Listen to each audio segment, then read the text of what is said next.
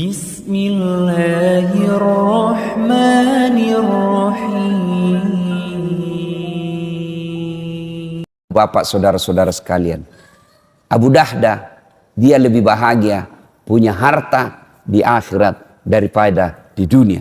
Kenapa? Harta di dunia ini Pak, yang Bapak makan jadi kotoran, yang Bapak tabung jadi rebutan nanti anak ahli waris kita. Nah, apa kehebatan sedekah? Satu, sedekah itu kata Nabi memperpanjang umur. Kok bisa Ustaz? Coba lihat Pak, kalau orang dermawan, jangankan masih hidup, sudah mati saja orang doakan. Coba, orang dermawan sudah mati saja orang masih doakan.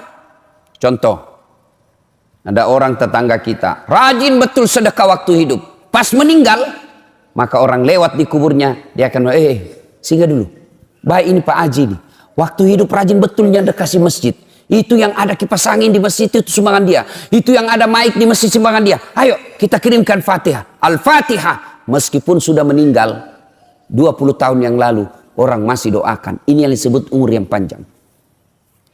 Di Makassar ada sebuah masjid namanya Masjid Sudirman. Dekatnya Bank Sulsel. Bank Sulsel, masjid. Namanya Masjid Sudirman. Yang bangun salah seorang orang kaya pengusaha tambak. Dan yang kedua, mantan direktur Bank Penin. Beliau dua orang inilah membangun ini masjid mewah. Betul mewah itu masjid.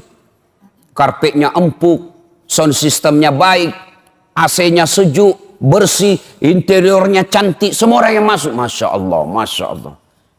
Dua orang inilah yang membangunnya. Dan salah satu lagi, ada tiga.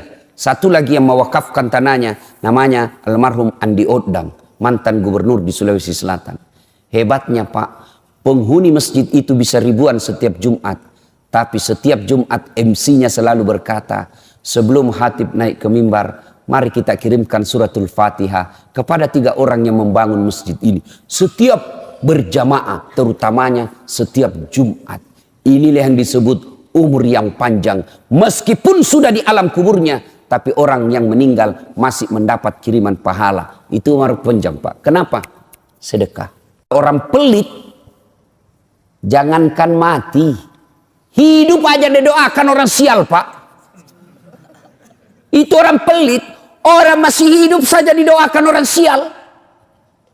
Ada orang minta sedekah tidak pernah. Datang takmir masjid, tidak pernah aja dikasihnya. Lewat mobilnya, tidak pernah orang.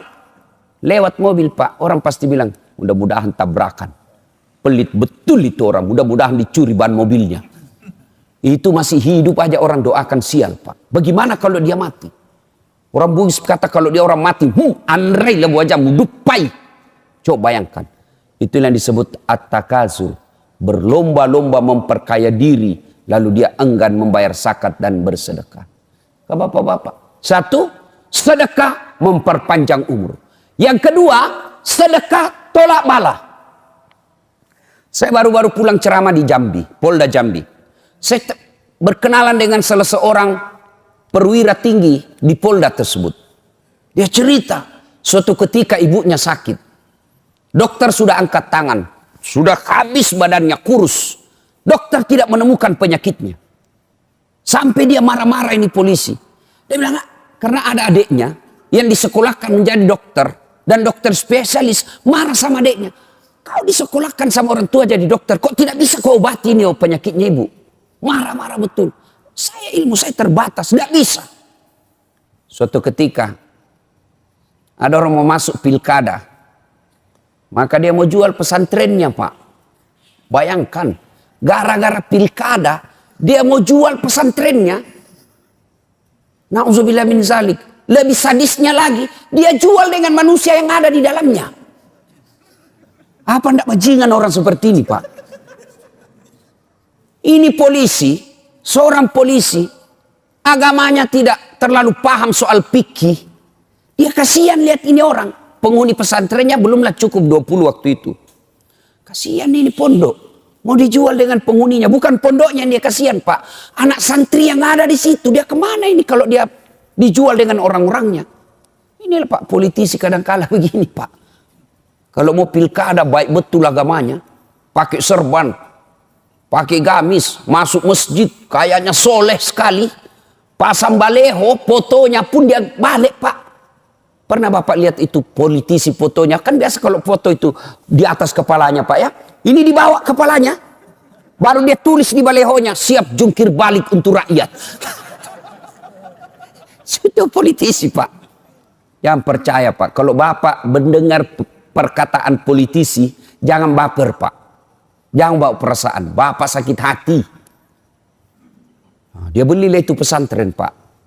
Setelah dibeli, diperbaiki kamarnya. Dia, Masya Allah. Setelah itu, dia bawa orang tuanya, saya tidak usah sebut rumah sakitnya, tapi rumah sakit Kristen. Setelah diperiksa, ditahu ini Pak, justru Kristen yang tahu penyakitnya. Ini penyakit gampang ini. Disembuhkan Pak, dioperasi sekejap, sembuh. Dan sampai saat ini Pak, segar bugar itu ibunya. Dia bilang, inilah akibat sedekah saya. Ustadz, saya beli itu pesantren. Tolak bala. Bayangkan. Yang tadinya semua dokter sudah angkat tangan. Dengan sedekah, tolak bala Pak. Itu Nabi sudah jelaskan. Jadi bapak-bapak di sini, kalau ada di sini prostat, asam urat, kolesterol, obati dengan sedekah. Ibu-ibu, ada suamimu mulai selalu berpikir poligami, tolak bala dengan sedekah. Betul Pak. Ibu bangun sholat tengah malam, nggak usah curhat kiri kanan. Kita lihat, ibu-ibu mau tahu ciri-cirinya suami selingkuh? Mau kawin lagi? Ibu mau tahu ciri-cirinya? Satu, handphonenya pakai password. Mencurigakan sudah itu Bu. Yang kedua, setiap terima WhatsApp, SMS masuk kamar mandi. Curigalah kau. Pasti ada sesuatu yang tidak beres. Nah, kalau sudah begini suami, tidak usah kau curhat sama tetangga. Apalagi curhat di Facebook. Tak kusangka kau begitu. Romantis ketika kau masih muda. Semakin kau tua, semakin menjadi-jadi. Tidak usah curhat seperti itu. Gimana caranya? Ibu bangun sholat hajat tengah malam. Ambil minimal 2 rakaat. Syukur-syukur bisa sampai 8 rakaat. Selesai itu ibu berdoa. Ya Allah, Engkau yang menitipkan rasa cinta dalam hati suamiku. Ya Allah, palingkan hatinya kepadaku. Ya Allah, ini ada duit saya 1 juta ya Allah. Sedekah tolak bala. Mudah-mudahan suamiku terhindar dari wanita jahat. Bismillah. Coba amalkan. Yang jadi masalah kalau suaminya juga bangun sholat tahajud. Dia tolak bala juga Pak. Ya Allah, ini ada duit saya 1 juta ya Allah. Saya sudah capek lihat istriku ya Allah. Malas betul. Suka ngomel, kuat makan. Ya Allah. Malas dandan ya Allah. Hancur saya hadapi ini perempuan. Ya Allah, ini ada duit saya 1 juta ya Allah. Tolak bala ke panti asuhan. Mudah-mudahan 1 juta ini istriku ikhlas saya kawin lagi. Bingung malaikat. Yang mana doa dikabulkan? Sedekahlah Pak. Sedekah tolak bala. Dan yang kedua, keutamaan sedekah. Sedekah itu, tadi 1, tolak bala. Yang kedua, memperpanjang umur. Yang ketiga, sedekah itu Allah ganti berkali-kali lipat. Ringkas kisah. Dibelilah ini pesantrennya.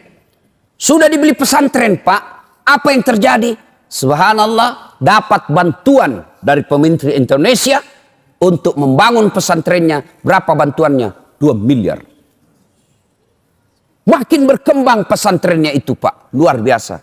Akhirnya hebatnya lagi. Yang keempat, keutamaan sedekah. Membuat doa terkabul.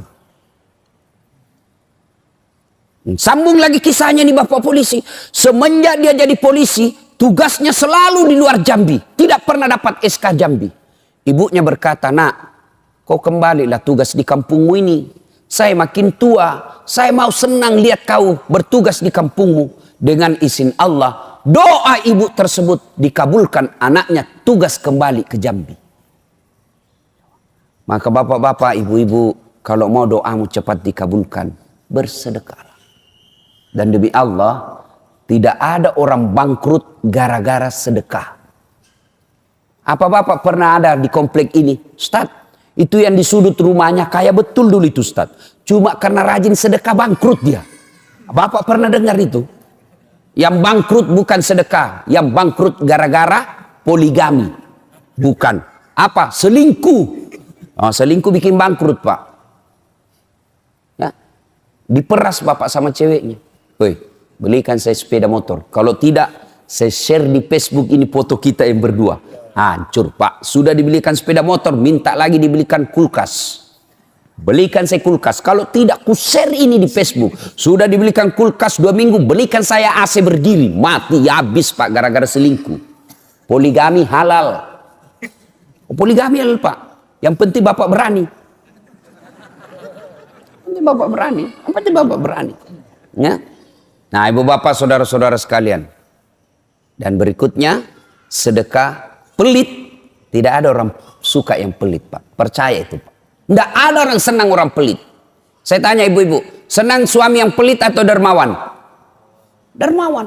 Bapak-bapak senang yang menantu dermawan atau pelit? Dermawan. Senang tetangga yang pelit atau dermawan? Dermawan. Tidak ada orang suka orang pelit. Bahkan orang pelit sekalipun tidak suka sama orang pelit. Rumus itu Pak. Dia bilang jangkau ke rumahnya, pelit betul itu. Padahal dia juga pelit. Itu jeleknya orang sifat pelit Pak. Bersedekahlah. Bu ibu, sedekahlah. Karena harta yang kita miliki kata Nabi hanya 3. 1, yang habis kita makan. 2, yang hancur kita pakai. Yang ketiga, yang telah kita sedekahkan. Emas ibu, emas. Ayo ibu, gelang, cincin, kalung, anting, emas 70 gram. Siapa yang punya bu? Siapa? Begitu ibu meninggal, siapa yang punya? Istri kedua. Suami kawin lagi, dia kasih, ini cini emas mantan istri saya. Ibu menderita di kubur, suamimu enreyen di tempat tidur dengan pengantin baru. Maka bersedekahlah. Adik-adik, kalian mau menjadi pengusaha muda, tidak usah kau baca motivator. Tidak, lebih kau belajar sedekah. Jangan pernah lewatkan maghrib tanpa sedekah sehari pun. Mau itu 10.000, 5.000, 1.000. Belajarlah bersedekah agar kalian menjadi kaya. Jangan menunggu kaya baru kalian mau bersedekah. Rasulullah telah membuktikan itu. Dan kita siap melihat dalam kehidupan sosial. Betapa banyak orang Allah semakin lipat gandakan hartanya. Karena dia banyak bersedekah. Tapi demi Allah, sedekah semua itu tidak ada gunanya ketika tidak dibuka dengan sholat. Itulah bedanya kita dengan non-muslim.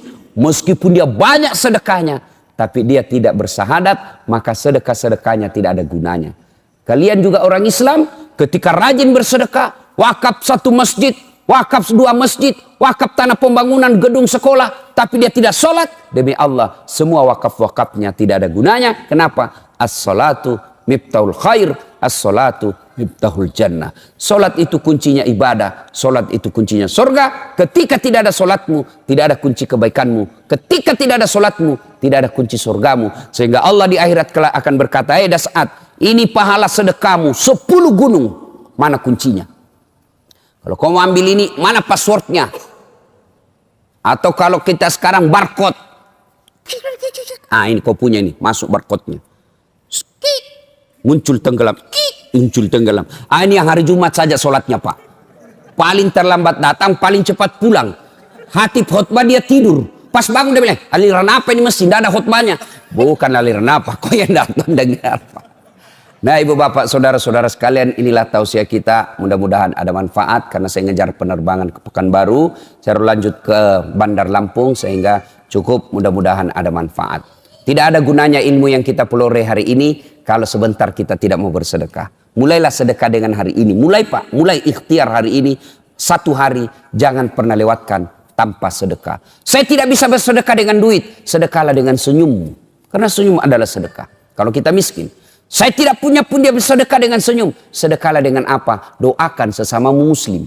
Tidak bisa juga doakan. Sedekahlah dengan apa? Jangan mengganggu sesamamu manusia. Maka itu sedekahmu kepada dia dengan tidak mengganggunya. Sedekah apa namanya? Sedekah dengan akhlakul karimah.